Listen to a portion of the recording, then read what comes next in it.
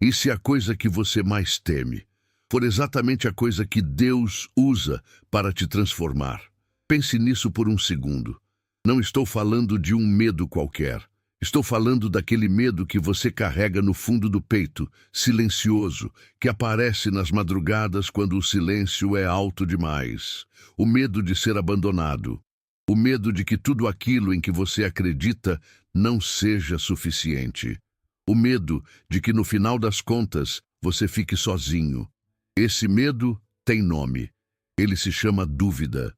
E a dúvida, meu amigo, minha amiga, não é o oposto da fé. A dúvida é o solo onde a fé mais profunda cresce. E é exatamente sobre isso que eu preciso falar com você hoje. Existe uma carta. Uma carta escrita há quase 2000 anos. Uma carta enviada a pessoas que estavam com medo. Pessoas que tinham perdido amigos para a morte, que não sabiam o que viria depois, que olhavam para o céu e se perguntavam: Deus, onde você está? O que acontece com aqueles que a gente amou e já não estão mais aqui? Essa carta é 1 Tessalonicenses, e ela foi escrita por um homem que conhecia a dor por dentro. Mas antes de eu te contar o que essa carta diz, preciso te levar até o lugar onde ela nasceu. Porque quando você entende de onde ela veio, tudo muda.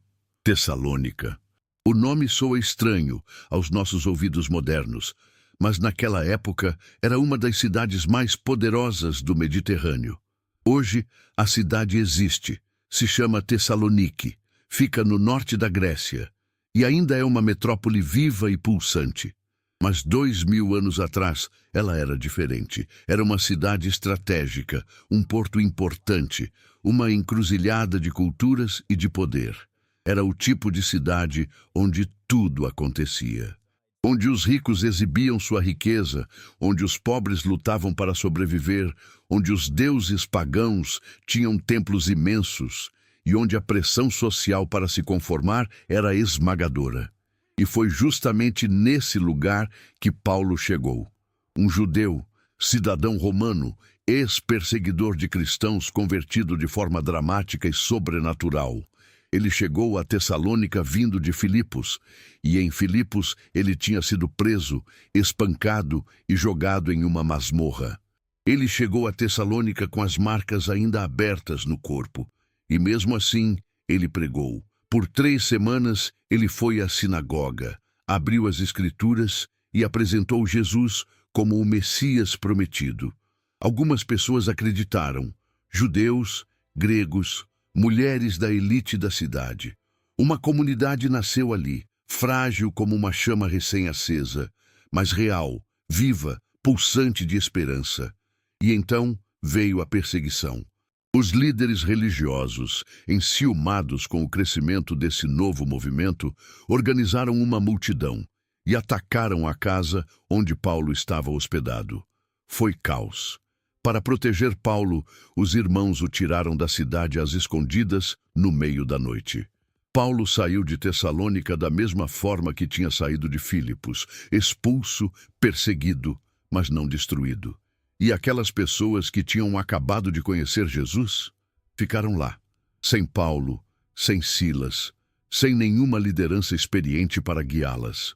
Sozinhas numa cidade hostil, numa cultura que não compreendia o que elas tinham se tornado, enfrentando pressão de todos os lados. Imagine isso. Você acaba de descobrir a maior verdade da sua vida.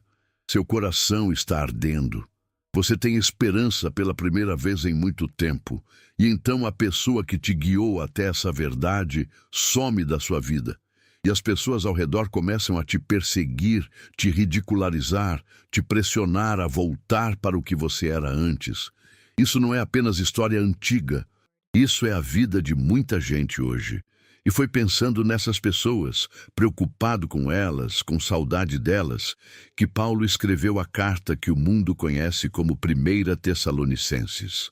Provavelmente escrita por volta do ano 50 depois de Cristo, ela é considerada por muitos estudiosos como o documento cristão mais antigo que temos. Antes dos evangelhos, antes de Romanos, antes de quase tudo que conhecemos do Novo Testamento. É como se você estivesse segurando nas mãos a primeira palavra registrada do movimento que mudaria o mundo. E sabe o que Paulo escreveu nessa primeira carta? Não uma lista de regras, não uma teologia complicada, não uma bronca. Ele escreveu sobre amor, e sobre esperança, e sobre o que acontece quando a gente morre. Mas vamos devagar, porque a mensagem mais poderosa dessa carta começa muito antes do capítulo 4, que é onde a maioria das pessoas vai direto. Ela começa no jeito como Paulo abre essa conversa. Logo no início da carta, Paulo diz algo que precisa pousar no seu coração.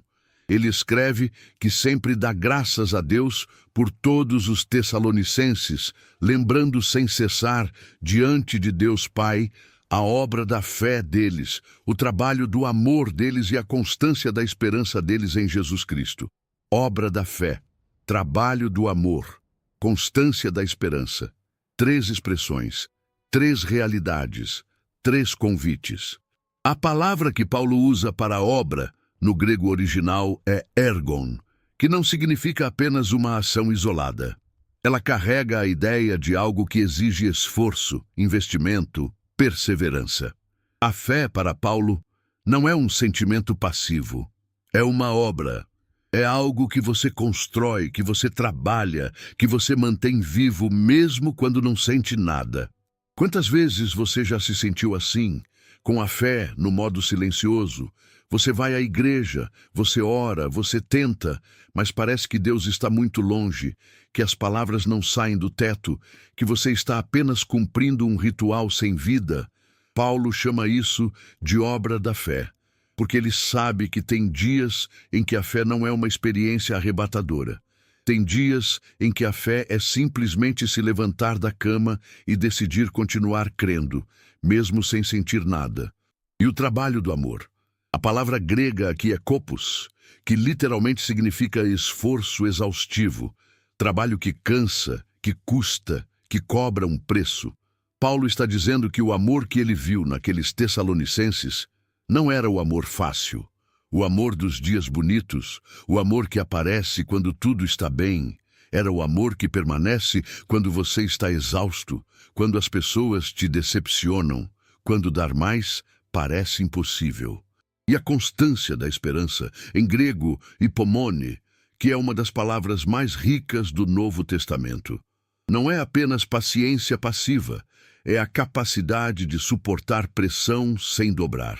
É como uma árvore que fica de pé numa tempestade, não porque não sente o vento, mas porque as raízes vão mais fundo do que a tempestade consegue chegar.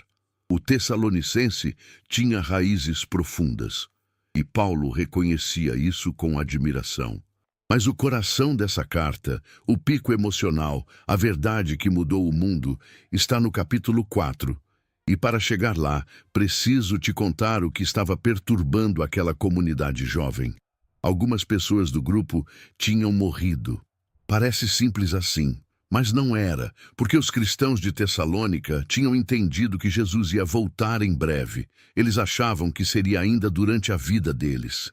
E quando alguns dos seus companheiros, dos seus amigos, dos seus amados, morreram antes da volta de Cristo, eles entraram em desespero. Se Jesus veio para libertar, se a esperança é a vida eterna, o que acontece com aqueles que morreram antes de sua volta? Eles perdem a salvação, eles ficam de fora. O amor de Deus tem prazo de validade. Essa não era uma questão teológica abstrata para eles. Era uma pergunta feita com lágrimas, era uma dúvida carregada de luto. E Paulo responde, não com distância acadêmica, não com frieza doutrinal, com cuidado pastoral, com o coração partido de quem entende a dor de quem pergunta.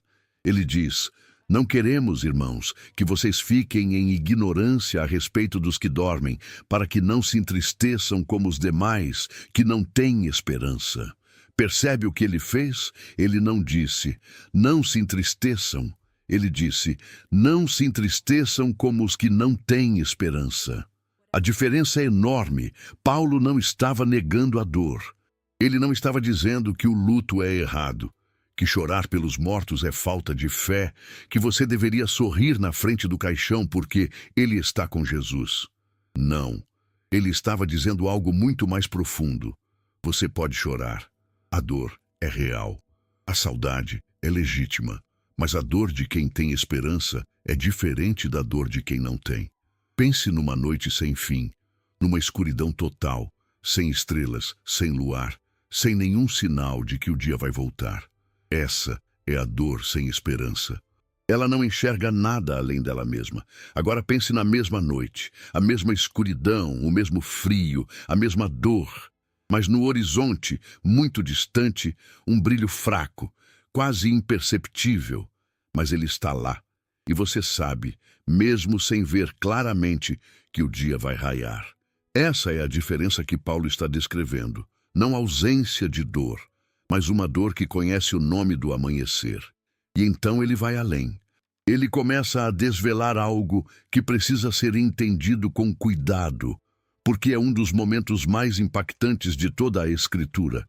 Ele escreve que se cremos que Jesus morreu e ressuscitou, da mesma forma Deus levará com Jesus os que nele adormeceram. Adormeceram.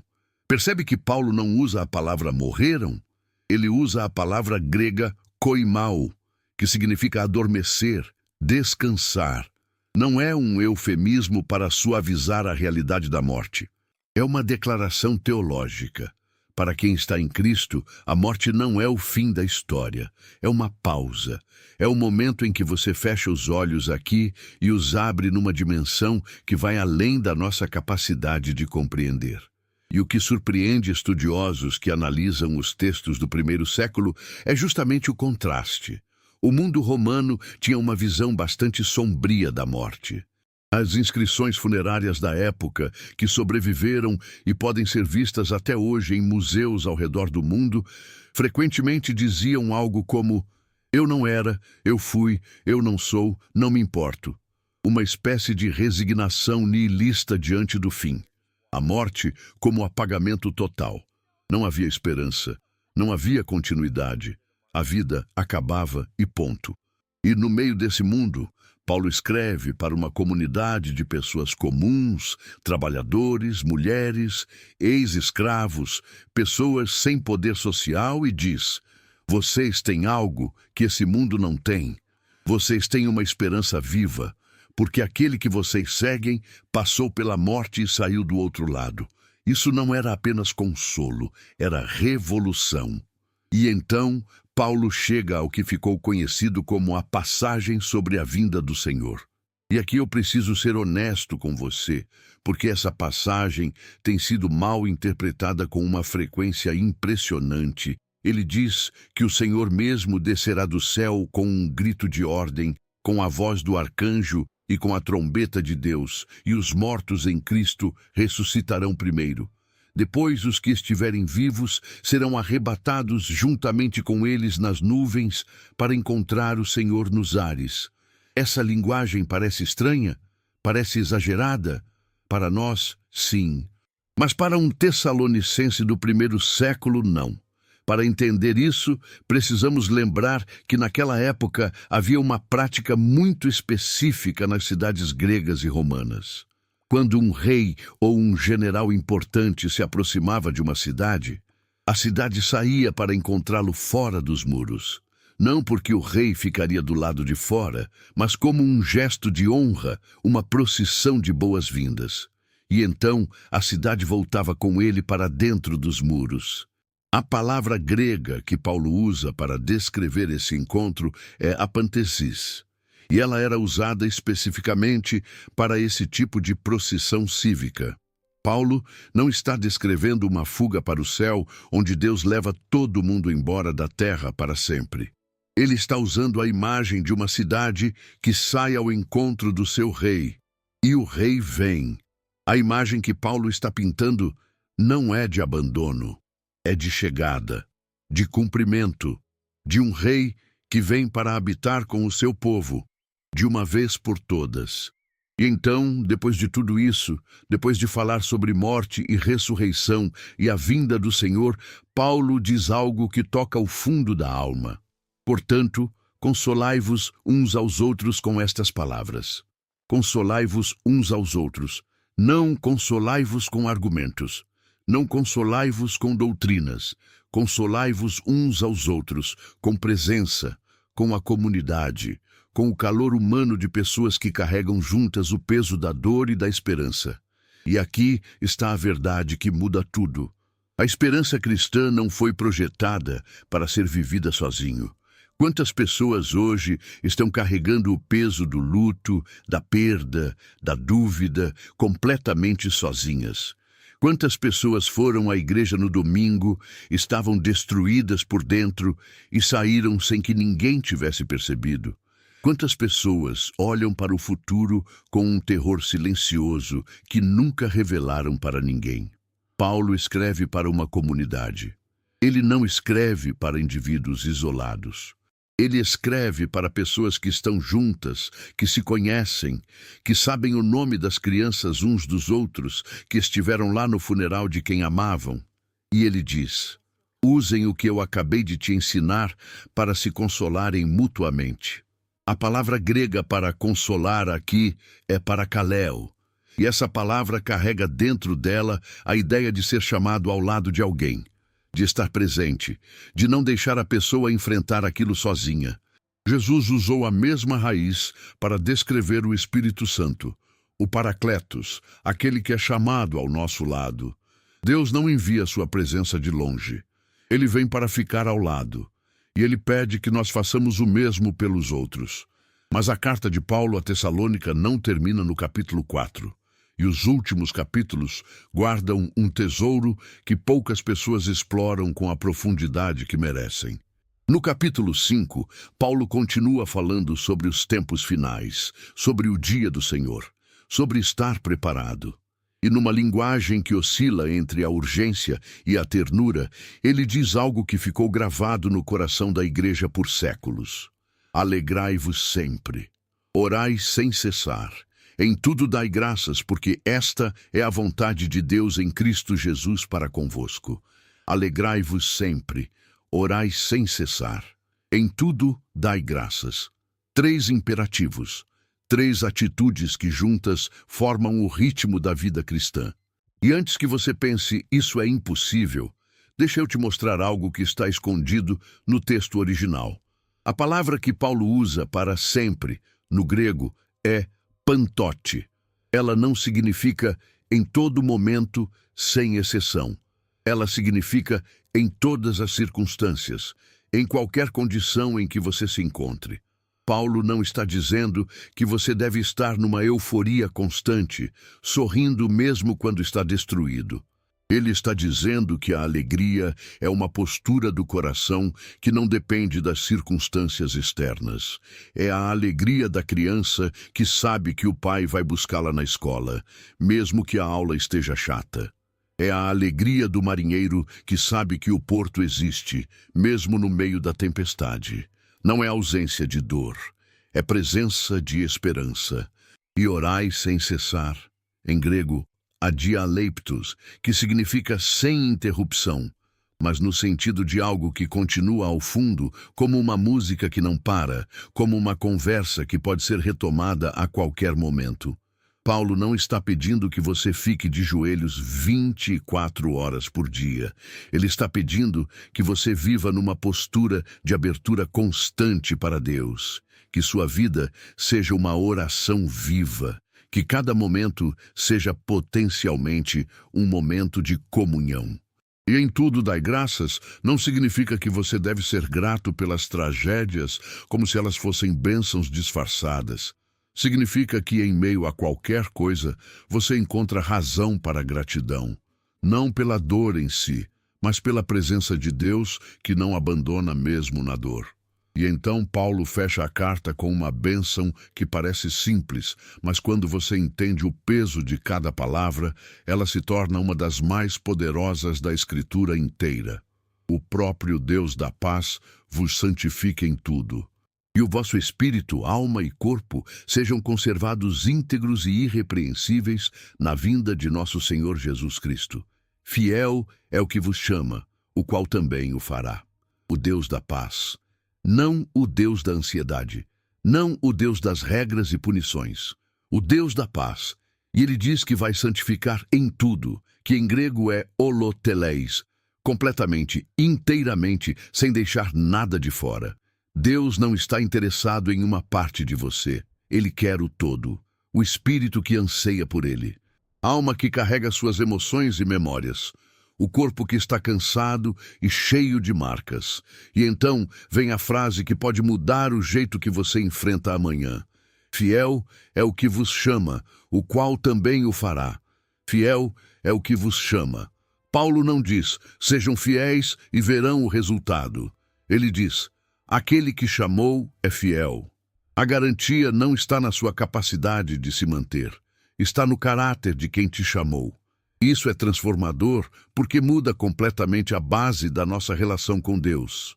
Quantas vezes você já pensou que se afastou demais de Deus, que pecou demais, que falhou tantas vezes que Deus desistiu de você?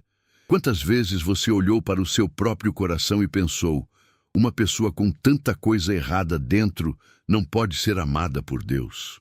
Paulo olha direto para isso e diz, a fidelidade não é sua, é dele. Ele chamou. E porque ele chamou, ele completará. Porque o que Deus começa, Deus termina. Porque o amor que ele tem por você não foi gerado pela sua performance e não pode ser destruído pela sua falha. Pensa por um instante na história que está por trás dessa carta. Aquelas pessoas em Tessalônica não eram heróis. Eram pessoas comuns que tinham escolhido acreditar numa mensagem que o mundo inteiro chamava de loucura.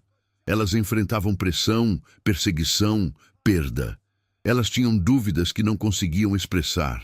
Elas choravam pelos mortos e se perguntavam se a esperança era real. E Paulo, escrevendo de longe, com as marcas ainda no corpo das últimas perseguições, diz, vocês são amados, vocês são escolhidos, vocês não estão sós. E aquele que os chamou vai terminar o que começou. Essa mensagem cruzou 2000 anos de história e chegou até você hoje. Porque talvez você esteja exatamente onde os tessalonicenses estavam. Talvez você tenha perdido alguém. Talvez você esteja num lugar de dúvida, de pressão, de um cansaço espiritual que você nem consegue nomear direito. Talvez você esteja fazendo a obra da fé sem sentir a fé, fazendo o trabalho do amor sem ter forças, tentando manter a constância da esperança num coração que parece não ter mais raízes. E a carta de Paulo diz para você, aqui, agora, no meio dessa manhã, não desista. Não porque você vai conseguir na força da sua determinação, mas porque aquele que te chamou é fiel. E ele termina o que começa. E mais, você não foi feito para carregar isso sozinho. Há uma comunidade. Há irmãos e irmãs que também estão cansados, que também têm dúvidas, que também estão com medo do amanhã. E Paulo diz que a resposta não está em cada um se virar sozinho, mas em se consolarem uns aos outros, em se chamarem ao lado uns dos outros, em serem uns para os outros a presença de Deus que não abandona. A esperança que Paulo descreve não é uma esperança privada. É uma esperança compartilhada. Não é um sentimento que você acessa individualmente nos seus momentos de devoção. É uma realidade que você vive em comunidade, que se fortalece no contato, que cresce quando você abraça, quando você ouve, quando você está presente de verdade. Essa é a palavra do amanhecer para você hoje. A noite pode ser longa, a dor pode ser real. A dúvida pode ser barulhenta, mas fiel é aquele que chamou. E ele também o fará. Se essa palavra tocou algo dentro de você, não deixe esse momento passar. Fale com alguém hoje. Não precisa ser uma conversa profunda. Só diga, estou aqui. Como você está? E esteja presente de verdade para a resposta. E se você está carregando um peso que parece grande demais para o seu coração, lembra, você não foi feito para carregar isso sozinho. Há uma comunidade, há um Deus que é fiel, e há um amanhecer que vem. Compartilhe essa palavra com alguém que precisa ouvir que não está sozinho. porque esse talvez seja o ato mais tessalonicense que você pode fazer hoje.